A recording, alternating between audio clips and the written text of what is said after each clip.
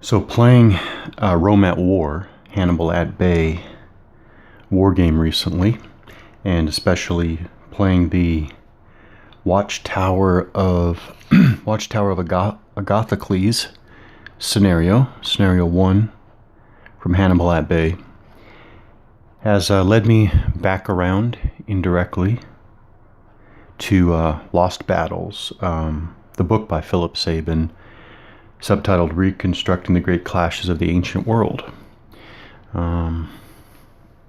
So, looking through the book, I did find a reference to Agathocles. So I'm going to read the section titled Tunis, 310 BC.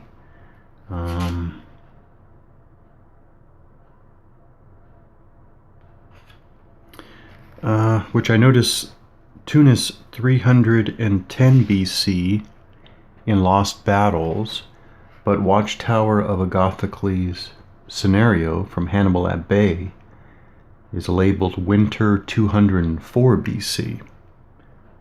So a whole century off. So Watchtower of Agathocles is the Second Punic War, and maybe Tunis is the First Punic War. Maybe. Okay, so the chapter, it is chapter 11 from Lost Battles, Carthage and Rome.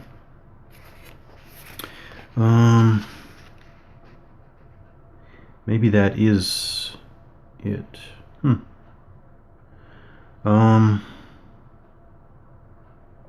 Yeah, so I will start with the introduction to the chapter, Carthage and Rome, from Lost Battles by Philip Sabin. In the Western Mediterranean, conflict revolved around two great imperial cities, Carthage and Rome. The confrontation between Carthage and the Greeks of Sicily lasted even longer than that between Greece and Persia in the east, with Herodotus recording the tradition that Gelon defeated a Punic invasion force at Himera on the very same day that Xerxes' fleet was beaten at Salamis. The long-running conflict between Carthage and Syracuse contained few set battles and even fewer adequately documented ones.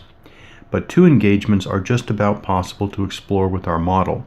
He, of course, is referring to the Lost Battles model, which I think is a refined version of his miniatures rule set Strategos. And this model that he's discussing throughout the book Lost Battles is represented in the rule set, which is also included as an appendix in the book Lost Battles. So everything he's referring to here is self-contained within this book Lost Battles. You could take paper and recreate all of these dice and paper, and you could recreate all of the battles that he discusses in the book Lost Battles using the complete rule set that is in the back of the book. In or around 341 BC, Timoleon attacked and defeated a much larger Punic army while it was crossing the river Crimissus in western Sicily, and a generation later, in 310 BC, Agathocles sailed out of besieged Syracuse and launched a bold counter-invasion of Africa, beating a large Carthaginian force near Tunis. Meanwhile, in Italy, Rome was gradually extending its sway over its neighbors, and the conflict came to a head in 295 BC when it defeated a coalition of Gauls and Samnites at a hard-fought battle near Sentinum in Umbria. Further Roman expansion prompted Tarentum to call for assistance from the successor king Pyrrhus of Epirus, and after a poorly documented initial clash near Heraclea, he won another of his famously costly Pyrrhic victories at Asculum in Apulia in 279. Rome and Carthage actually formed a loose alliance to frustrate Pyrrhus's attack on them both over the next few years, but in 264, the two empires clashed in the massive and drawn-out attritional contest of sieges and naval engagements that became the First Punic War. Okay. So the Hannibal at Bay, Rome at war, Watchtower of Agathocles scenario, is from the Second Punic War. All right, so there is a significant time difference here, but nonetheless, we'll read on. In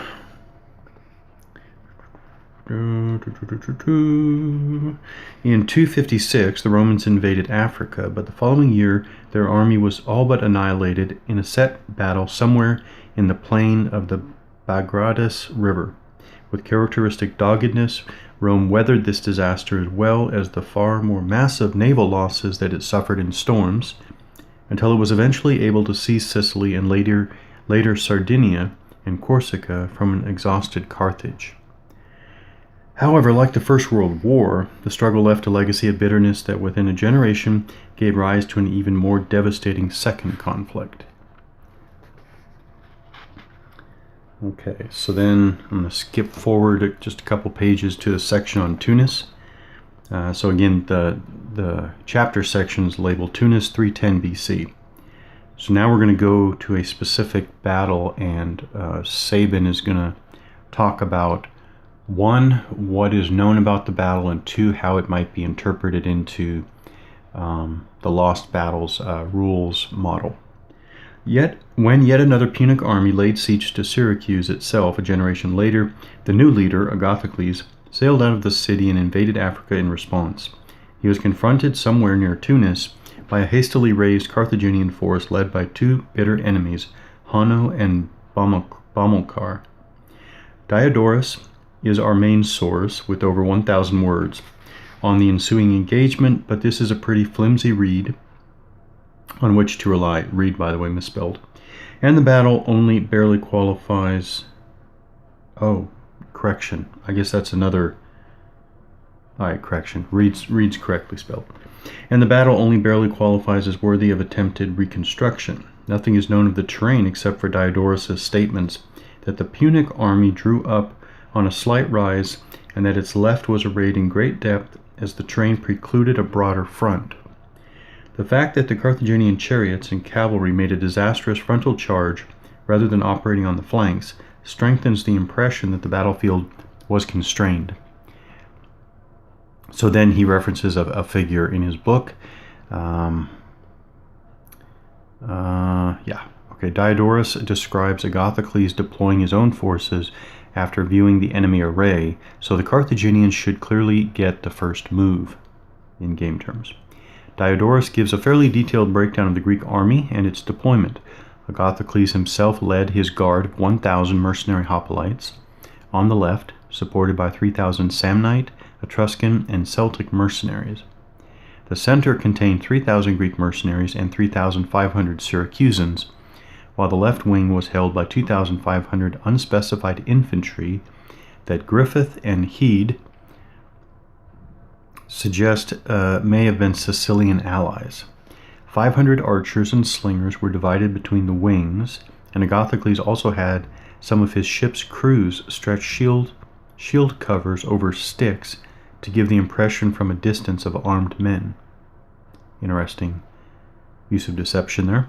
Diodorus says that some of the troops were cavalrymen who aimed to seize horses once in Africa, and he credits Agathocles with 800 horsemen 2 years later in 308, but there is no mention of Greek horsemen in this earlier battle, and their failure to play any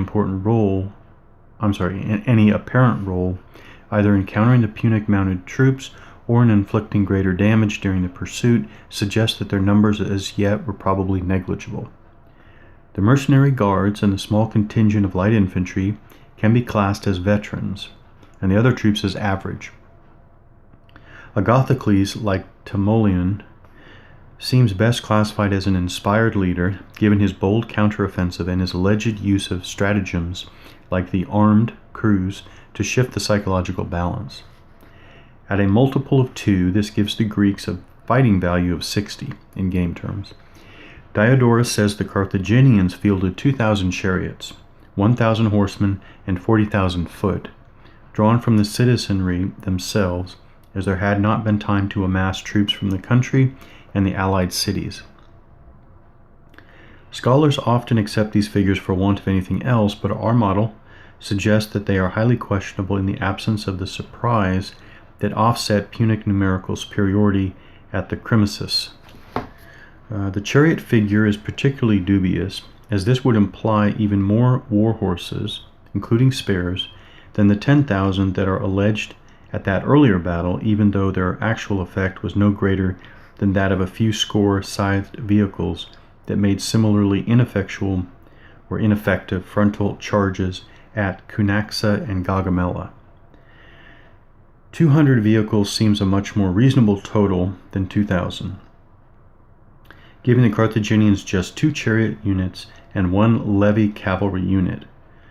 One could also argue for a force of only around 10,000 foot, as this corresponds more with the number of citizen levies at Bagradas and Zama, and in the mercenary war. However, this would be going too far, as it would give the Greeks numerical as well as qualitative superiority, and it seems more likely that some Libyan and perhaps Numidian infantry were present after all, as Diodorus later mentions. The best Punic troops were the reconstituted Sacred Band. Tilliard numbers these men at just 1,000, as Agathocles opposed them with his 1,000 guards. But Head compares the force instead with the 2,000 high-ranking Punic citizens whom Diodorus records as being sent to Sicily the previous year. Their dogged resistance in this battle suggests a mix of veteran and average troops, while the other Punic foot should be primarily levies with a sprinkling of average units, with Hanno as an uninspired leader to reflect his suicidal bravery, and Bomilcar as an uninspired commander in line with his much more circumspect attitude. An intermediate force of 20,000 infantry gives an overall fighting value of 51, again in game terms, which captures exactly the right level of inferiority compared to the Greeks.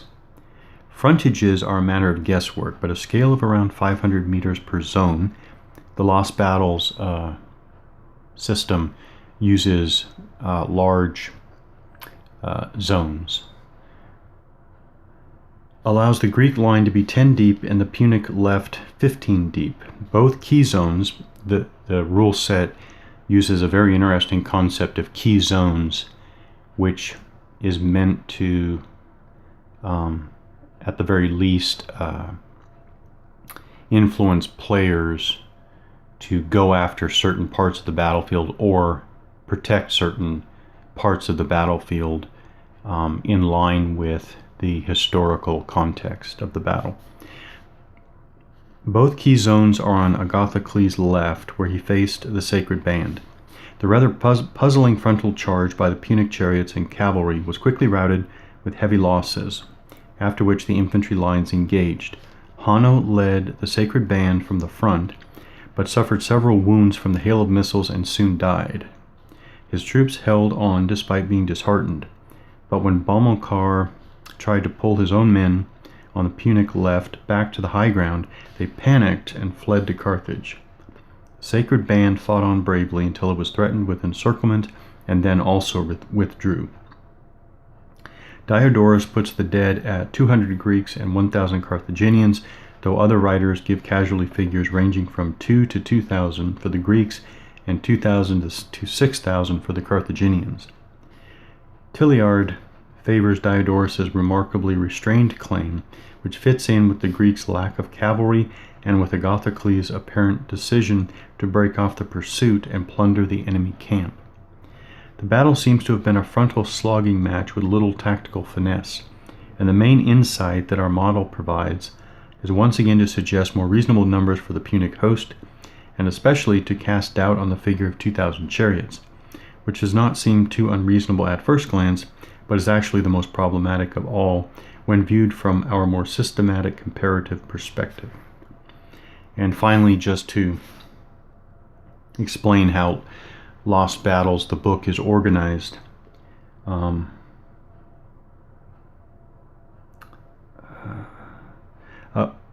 good part of the book are these